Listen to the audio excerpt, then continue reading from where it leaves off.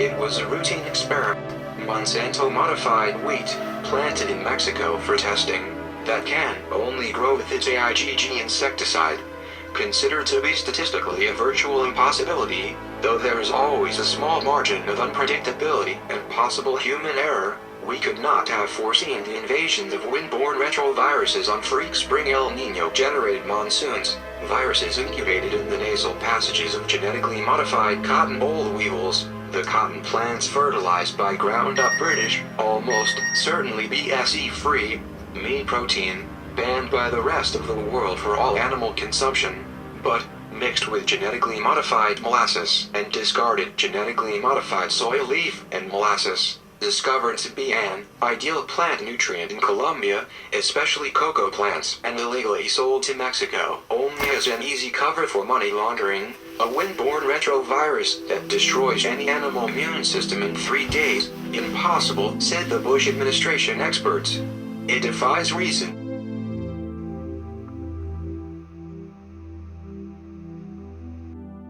Either that or a religious cult associated with the Russian mafia, experimenting with picornavirus, genetically modified to affect humans, except those incubating a gene. Schliemann was running out of time, and he knew it. He was still not sure which of the Rainbow Warrior girls was Maria Lenoir. And realization of the great epidemic, born in and on the wind in the pines, the winds of change. Maria's dream.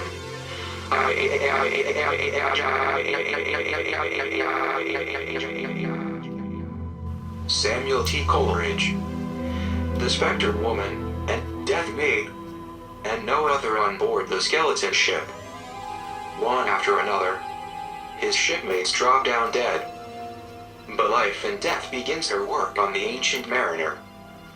By the light of the moon he beholdeth God's creatures of the great calm. Beyond the shadow of the ship, I watched the water snakes. They moved in tracks of shining white, and whom they reared, the elfish light fell off in hoary flakes.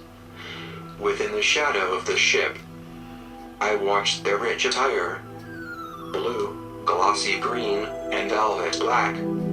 They coiled and swam, and every track was a flash of golden fire.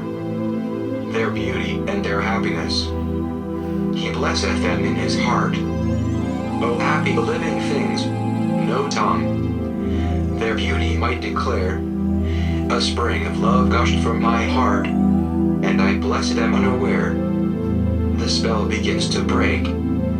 The self-same moment I could pray, and from my neck so free, the albatross fell off and sank, lightly into the sea. Albatross and pour last Hobbs equipage. Prena des albatross. Exile sur le sol au milieu des queues. Says ales de Jean le passion de martyr. The poet shares the fate as this prince of the clouds, who rejoices in the tempest, mocking the archer below. Baudelaire, Diminuer, 3. Rare albatrosses killed in Falklands Fire. By Brian Unwin.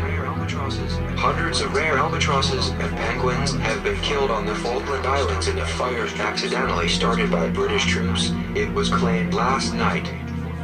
The blaze raged for 5 days, destroying 90% of the two-stack grassland.